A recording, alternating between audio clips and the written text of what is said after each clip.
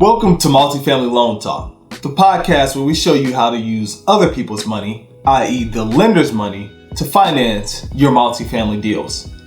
Today we're talking about rate sheets. What are they? Why are they important? And when should you use them? Let's get started.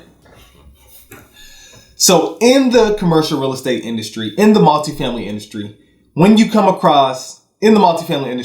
working with commercial mortgage brokers and capital advisors, you will hear the term rate sheet. And so when you hear the term rate sheet, if you're new to the industry, if you've never heard of a rate sheet, your first question or the first thing that pops in your head is, what is a rate sheet? What is a rate sheet? So a rate sheet is exactly what it sounds like. It's basically a sheet that shows you the range of financing options available and the interest rate for each type of financing that's available in the marketplace.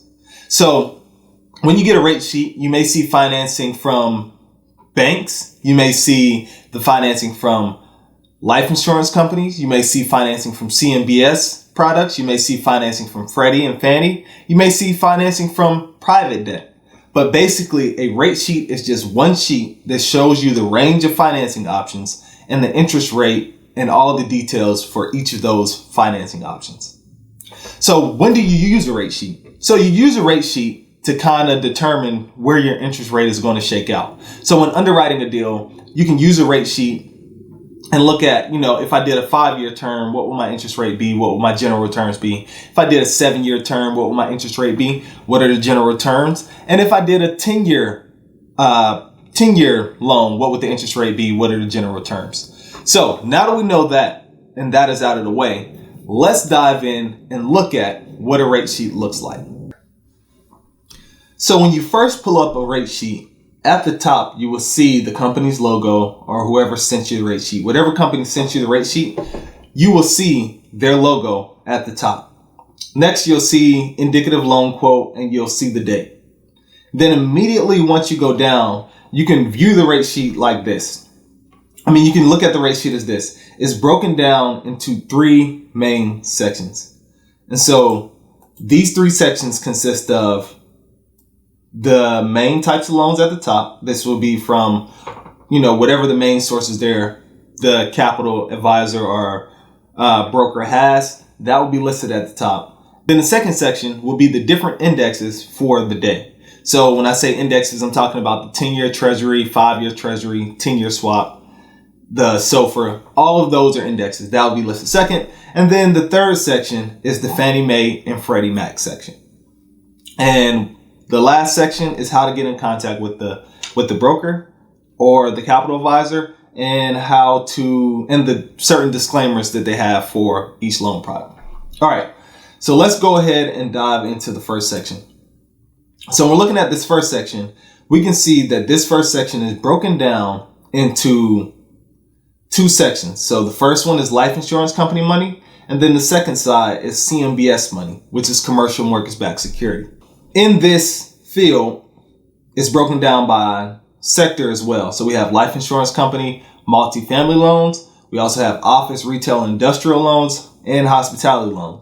And it's broken down the same way for CMBS.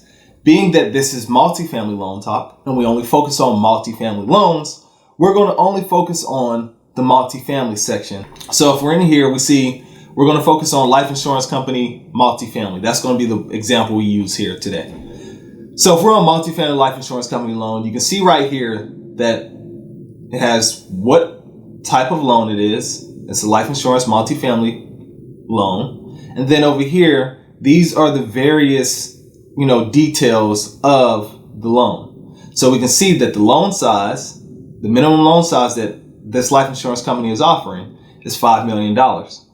Next, we see LTV. LTV is anywhere between 50 and 75%. Minimum debt service coverage ratio, which is DSCR, is 1.25. Available terms, they have 5-year terms, 7-year terms, 10-year terms, and even 25-year terms. Some life insurance companies also have 30-year terms available as well. So we see that, we see the amortization, we see the interest only. Now, all of that is pretty straightforward. This next section is spread. So spread is where confuses a lot of sponsors. A lot of sponsors don't really pay attention to spread, or they don't even know how spread works.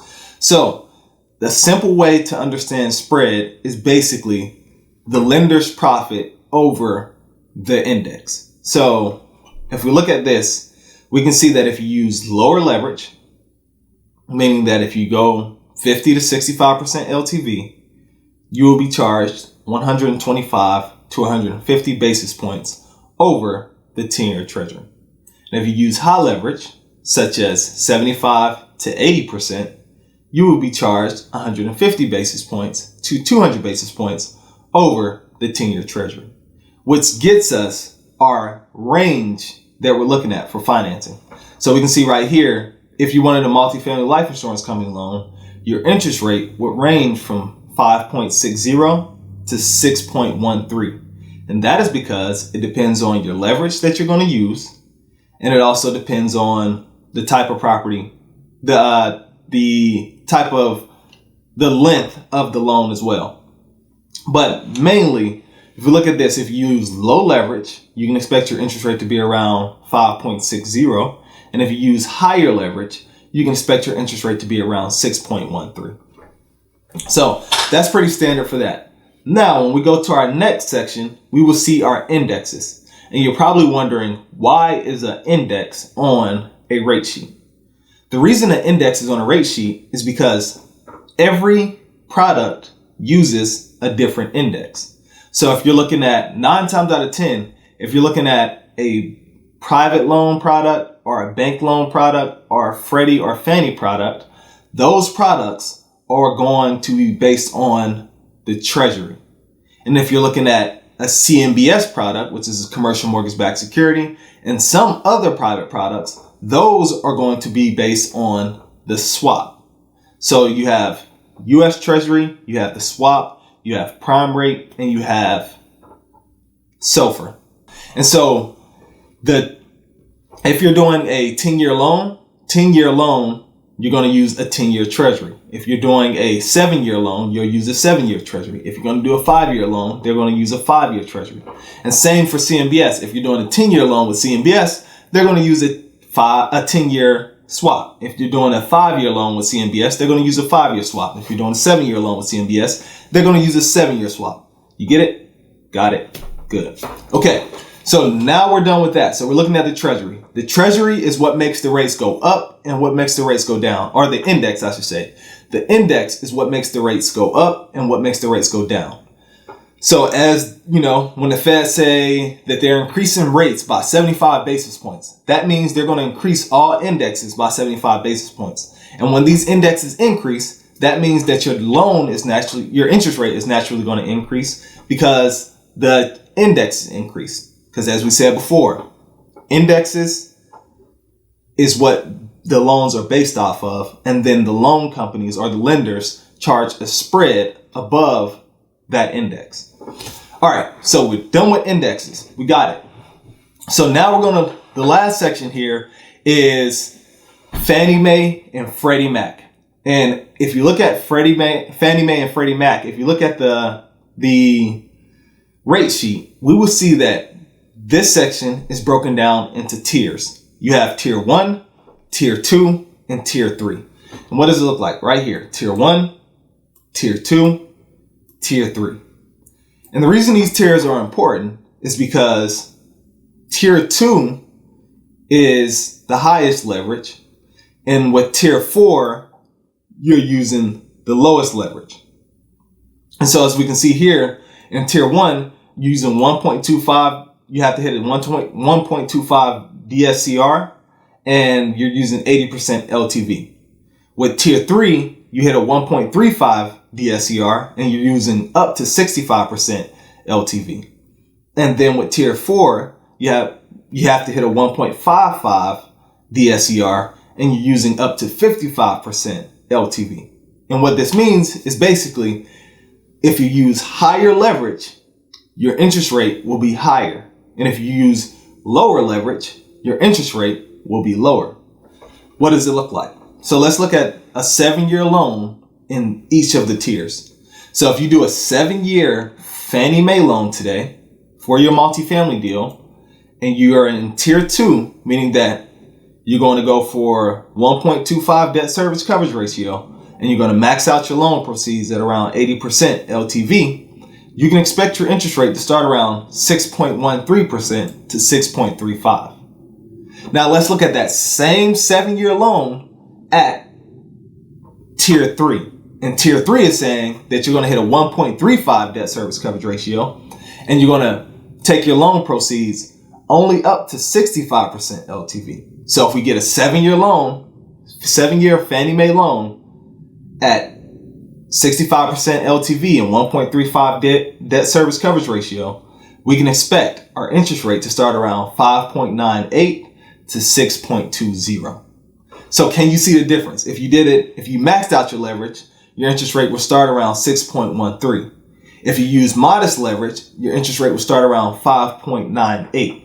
And if you use conservative leverage, if we looked at the same loan at 7 years with conservative leverage in tier 4 at 55% LTV, your interest rate will start at 5.78. So as you can see, lower leverage, better interest rate, higher leverage, higher interest rate. Hope that makes sense. Okay, so we're done with Freddie and Fannie, and now the last section of the rate sheet is the disclaimer saying that, these are only indicative quotes and they are subject to change. And then on the left hand side of it is basically how you get in contact with the person who sent you this rate sheet. So with that being said, let's recap. A rate sheet is one sheet that shows you all the loan products available to you, and it shows you how much each loan product costs. The rate sheet is broken down into 3 different sections. You have the top section, which shows life insurance companies and CMBS products. You have the middle section, which shows the indexes. And then you have the bottom section, which shows the rates for Freddie and Fannie and how to get in contact with the capital advisor. If you would like a copy of the daily rate sheet delivered straight to your inbox, click the link in the podcast or click the link in this video, and we will get that out to you every single day. That being said, make sure you leave a like, make sure you subscribe, make sure you comment, and leave a review. See you on the next episode.